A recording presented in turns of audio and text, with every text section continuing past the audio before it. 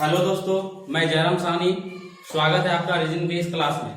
दोस्तों, आज मैं आप लोग को रीजनिंग में कैलेंडर चैप्टर लेके आया हूं।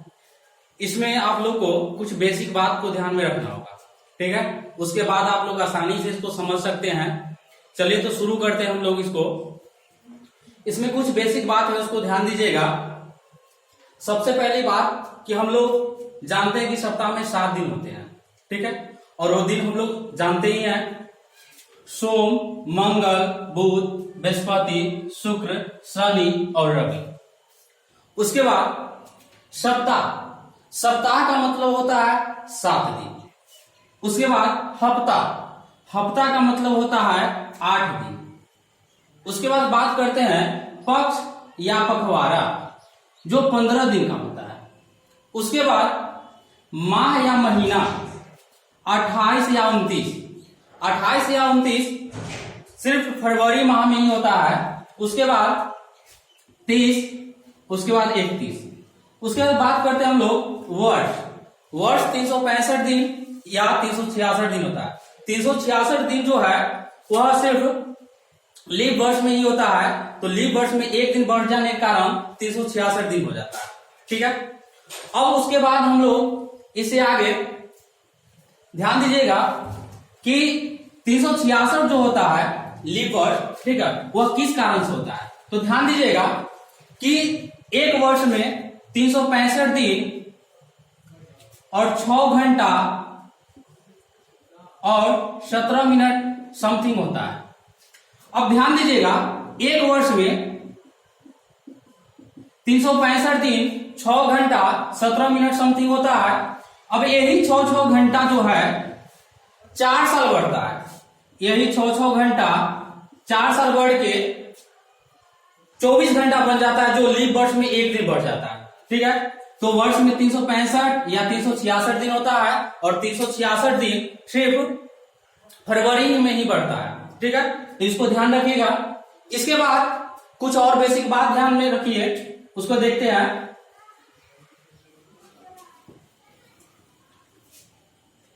एक होता है सामान्य वर्ष,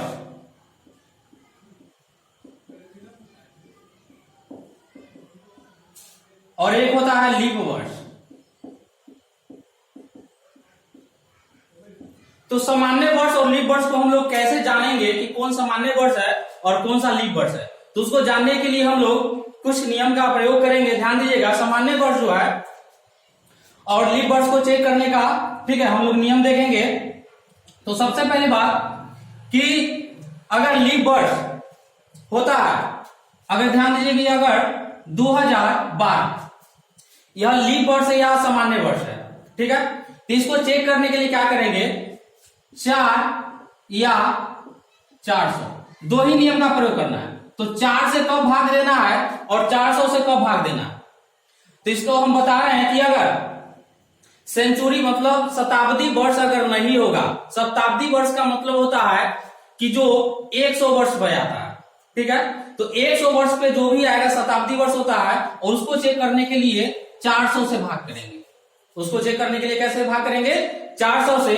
अगर शताब्दी वर्ष नहीं होगा, उसको चेक करने के लिए हम लोग 4 से भाग करेंगे।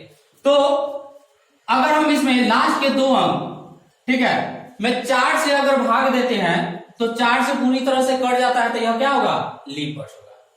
और इसी में अगर 400 से भाग देते हैं नहीं कटेगा, तो यह लीप वर्ष नहीं होगा, ठीक है। शताब्दी वर्ष में आप लोग ध्यान दीजिएगा कि अगर 1600 यह शताब्दी है, 1600 हुआ, 1601 हुआ, 1602, इस प्रकार से 1699 तक जाएगा, ठीक है। तो 1600 जो हुआ वह लीप वर्ष होगा कि नहीं होगा चेक करने के लिए इसमें हम लोग 400 से डिवाइड करेंगे। इसमें हम लोग कितना से डिवाइड करेंगे, 400 से। अगर यह 400 से पूर्ण तरह कट गया तो यह लीप वर्ष होगा। उसके बाद अगर बात करें कि 1700, यह 1700 शताब्दी वर्ष है। अब इसको चेक करते हैं कि यह लीप वर्ष है कि नहीं है। तो इसमें आप 400 से भाग कीजिए। 400 से अगर आप भाग करते हैं तो 2 जीरो से 2 जीरो खत्म। 17 में 4 से डिवाइड होगा, नहीं होगा, तो यह लीप वर्ष नहीं होगा। उसके बाद बात अगर हम कर रहे हैं कि 1800, इसमें भी आप 400 से भाग दीजिए। ये 2 जीरो से 2 जीरो खत्म, 18 में 4 से भाग नहीं लगेगा, पूर्णतः नहीं कटेगा, तो यह लीप वर्ष नहीं है। अगर वही बात करें कि अगर 2000, तो 2000 में अगर 400 से भाग कर रहे हैं तो 2 शून्य से 2 शून्य खत्म, 4 से 5 मतलब कट गया पूर्ण रूप में, तो यह लीप वर्ष होगा। तो लीप वर्ष शताब्दी वर्ष को चेक करने के लिए उसमें हम 400 से भाग करेंगे, अगर शताब्दी वर्ष नहीं है तो उसको चेक करने के लिए हम लोग 4 से भाग करेंगे। तो यह लीप वर्ष है कि नहीं है हम लोग को जानने के लिए 4 या 400 से भाग करना होगा। ठीक है, इससे आगे हम लोग देख रहे हैं कि महीना 12 होते हैं। ठीक है, अब उस महीना को हम लोग आसानी से याद करने के लिए कुछ हम नियम बता रहे हैं, उस नियम को आप लोग ध्यान रखिएगा। ठीक है, उस नियम में हम लोग देखेंगे कि जनवरी, फरवरी, मार्च, अप्रैल, मई, जून, जुलाई, अगस्त, सितंबर, अक्टूबर, नवंबर, दिसंबर। अब इसमें कौन 30 दिन का है, कौन 28 या 29 दिन का है, ठीक है, कौन सा 31 दिन का है, इसको जानने के लिए हम, ठीक है, एक देहाती जो नियम है उसको बताने वाले हैं। ध्यान दीजिएगा हमारे उंगली पे, ठीक है, हाथ पे ध्यान दीजिएगा कि एक है उठा हुआ और एक है धंसा हुआ। ठीक है, तो उठा हुआ वाला जितना भी होगा वह 31 दिन होगा। उठा हुआ वाला ध्यान दीजिएगा, उठा हुआ वाला, तो उठा हुआ वाला होगा 31 दिन का, धंसा हुआ वाला होगा वो 30 या 28 दिन का होगा, 28 या 29।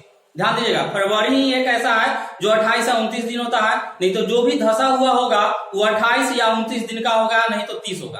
फरवरी खाली 28 या 29 होगा, और जितना भी उठा हुआ होगा वह होगा 31 दिन का। तो हम स्टार्ट कर रहे हैं, ध्यान दीजिएगा, जनवरी 31 दिन, फरवरी 28 या 29, मार्च 31, अप्रैल, मार्च के बाद अप्रैल, ये क्या है, धंसा हुआ है, तो धंसा हुआ है तो कितना दिन होगा, 30। उसके बाद अप्रैल के बाद मई 31 दिन उठा हुआ है, उसके बाद मई के बाद जून धंसा हुआ है तो 30 दिन, उसके बाद जुलाई उठा हुआ है तो 31 दिन, और उसके बाद फिर इधर नहीं जाना है, उसके बाद फिर उठा हुआ है तो फिर यहीं पे आएंगे।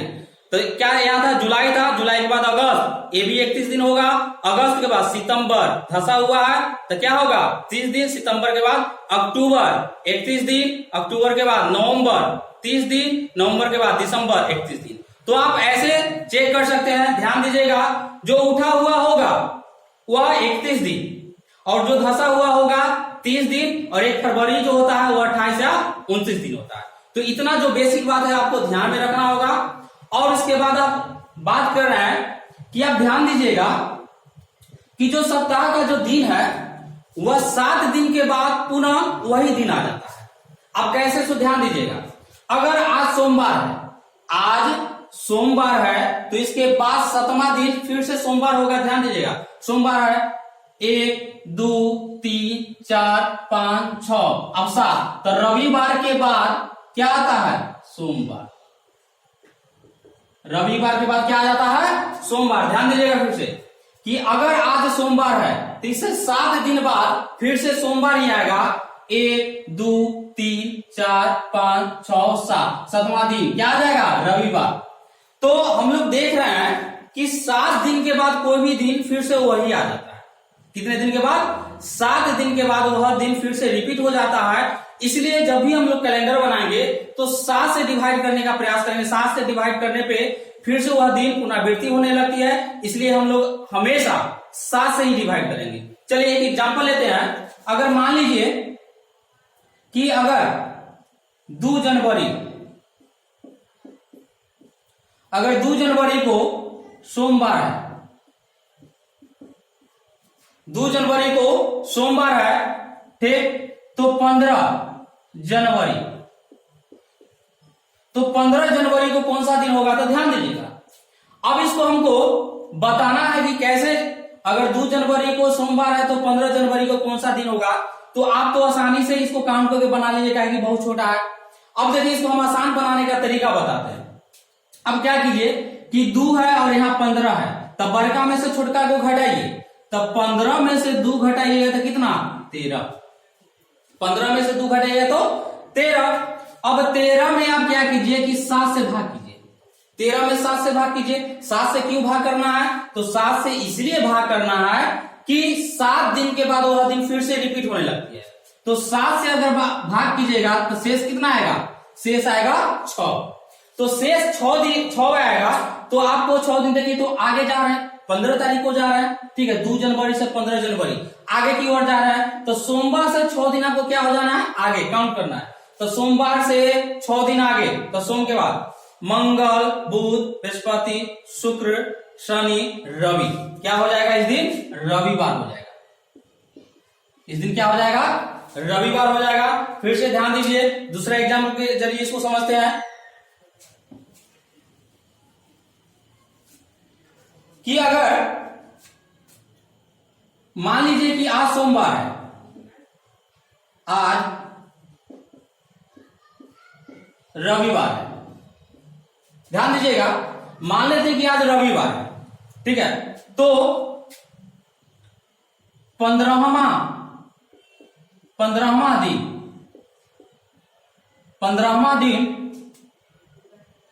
कौन सा दिन होगा, आज अगर रविवार है, ठीक है, तो 15 दिन बाद, इसको 15 दिन बाद कर लीजिए, 15 दिन बाद, अगर आज रविवार है, ठीक है, आज अगर रविवार है तो 15 दिन बाद, तो एक बात ध्यान दीजिएगा, यहां पे बहुत छोटा सा क्वेश्चन होता है लेकिन गलत हो जाता है कि आज रविवार है, अगर आज का बात करा है तो 15 दिन बाद, तो 15वां दिन नहीं, 15 दिन बाद का है, मतलब 16वां दिन, आज से 16वां दिन का बात कर रहा है, 15 दिन बाद बात किया है।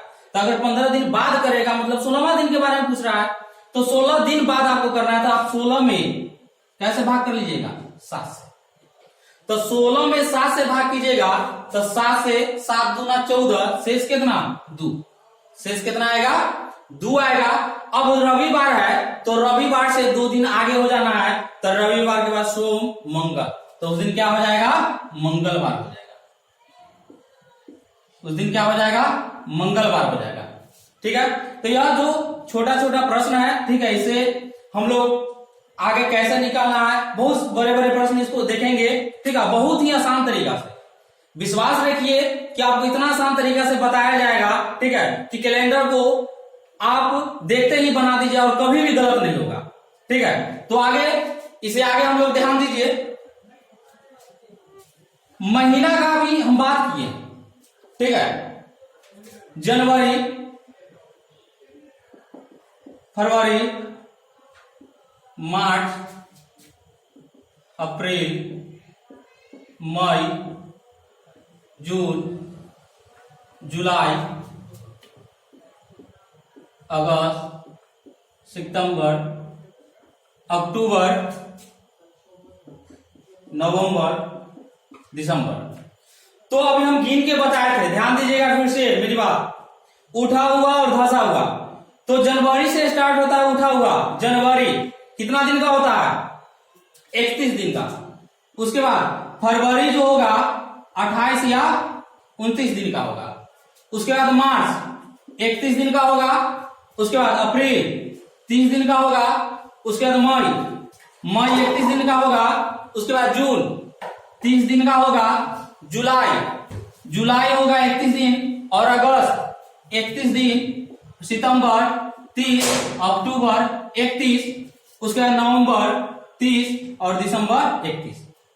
आप इसको इस नियम से देख सकते हैं कि सटीक बैठा है कि नहीं बैठा है। तो सटीक बैठ जाएगा, उठा हुआ 31 और धंसा हुआ 30, और फरवरी जब भी होगा तो 28 या 29 होगा। चलिए आगे ध्यान देते हैं।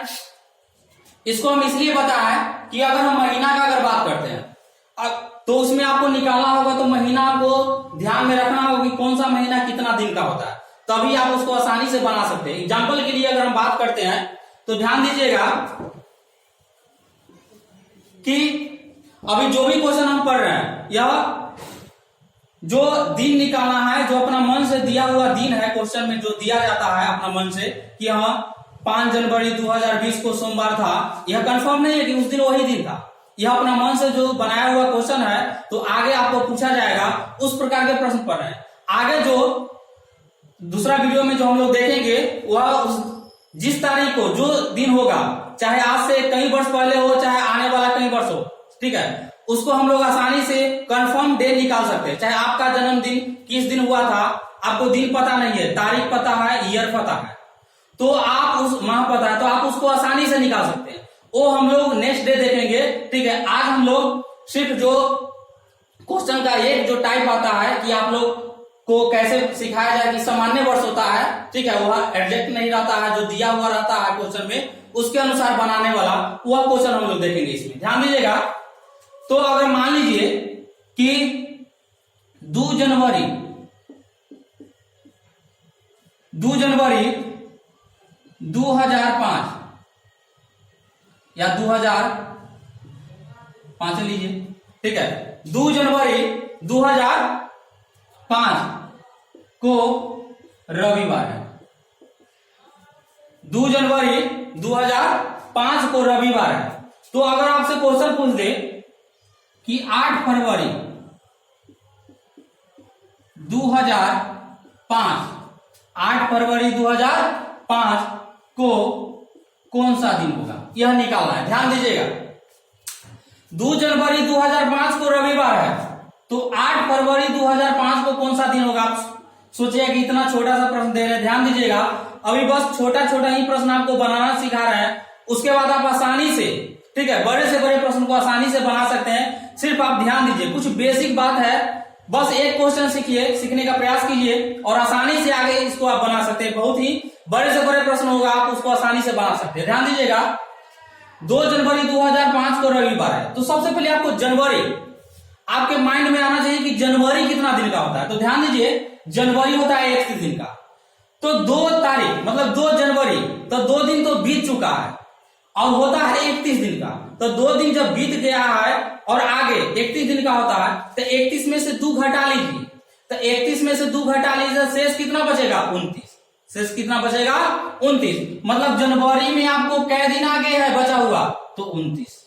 उसके बाद जनवरी के बाद आप आइएगा फरवरी में। तो जनवरी के बाद फरवरी, लेकिन फरवरी कै तारीख तक आपको जाना है, तो 8 तारीख तक जाना है। फरवरी में जाना है 8 तारीख तक, 8 फरवरी तक हमको इसी दिन का पता करना है। तो जनवरी जो है 2 जनवरी से हमको 8 फरवरी के बीच में जाना है। तो फिर से ध्यान दीजिए कि जनवरी होता है 31 दिन का। जनवरी कितना दिन का होता है, 31 दिन का। तो 2 दिन तो हो गया, तो 31 में से 2 घटा लीजिए, तब बचेगा कितना, 29। अब इसमें फरवरी 8 तारीख तक जाना है, तो 8 को ऐड कर लीजिए। अब इसमें भाग कर दीजिए, कैसे, 7 से। तो 29 8 कितना होगा, तो 29 8 आप जोड़िएगा तो 37 होगा।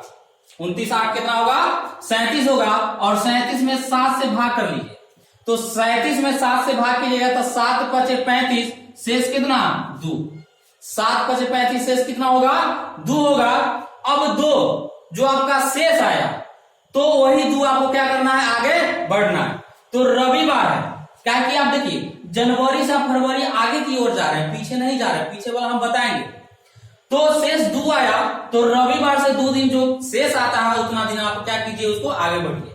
तो रविवार से 2 दिन आ गए, तो रवि के बाद सोम मंगल, तो इस दिन क्या हो जाएगा, मंगलवार हो जाएगा। इस दिन क्या हो जाएगा, मंगलवार हो जाएगा।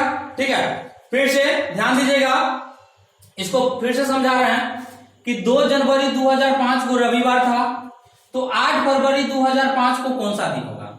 ध्यान दीजिए। अब हम इसमें एक बात बोलना भूल गए कि 2005 हमको पहले देखना है कि यह जो साल है यह लीप वर्ष है कि नहीं है। तो हम बताया कि देखिए यह शताब्दी वर्ष ना है, शताब्दी वर्ष नहीं है। तो इसको चेक करने के लिए अंतिम 2 अंक में 4 से भाग करें, क्या यह शताब्दी वर्ष नहीं है। तो 05 है, 05 यानी 5 हुआ, 5 में 4 से भाग करेंगे तो पूरा नहीं कटेगा, मतलब यह लीप वर्ष नहीं है।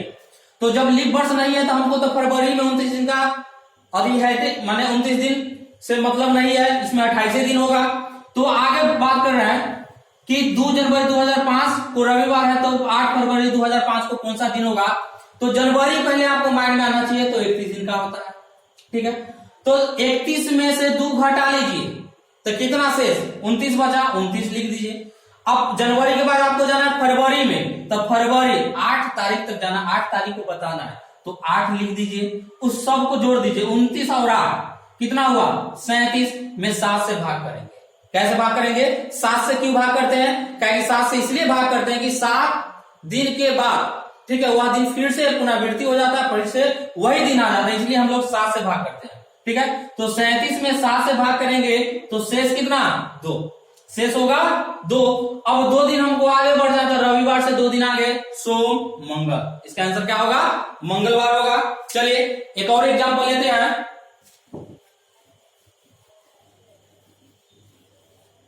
मान लीजिए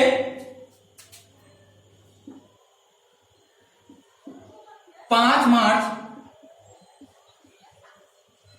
2010, 5 मार्च 2010 को शनिवार है,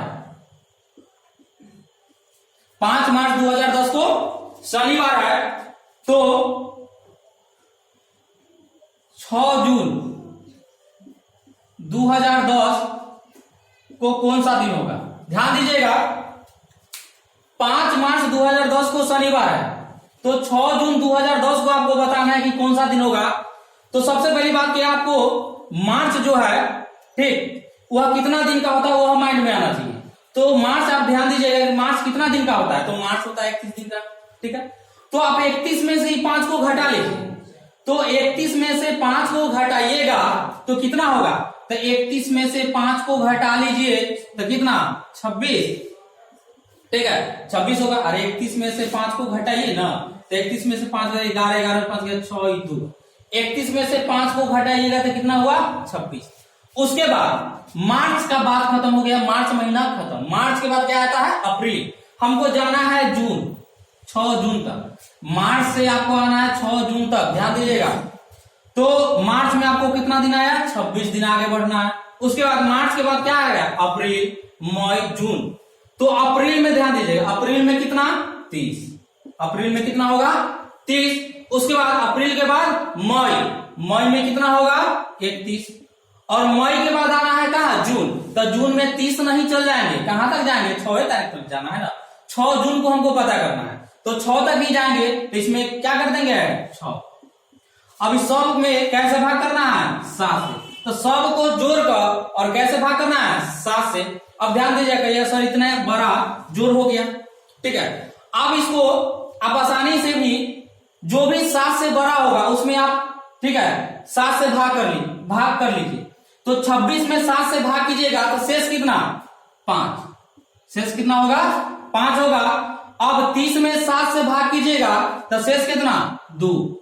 उसके बाद 31 में 7 से भाग कीजिएगा तो शेष कितना, 7 चौका 28, शेष कितना, 3। अब 6 में 7 से भाग नहीं कीजिएगा कि छोटा है, तो 6 के 6 लिख दीजिए और इसमें फिर से 7 से भाग कीजिए, क्या कि जब भी जुड़ेगा तो 7 से ज्यादा ही होगा। अब इसको जोड़िए, 5 2 7 और 3 10 और 6 16। अब 16 में 7 से भाग कीजिए, फिर से 5 2 7 3 10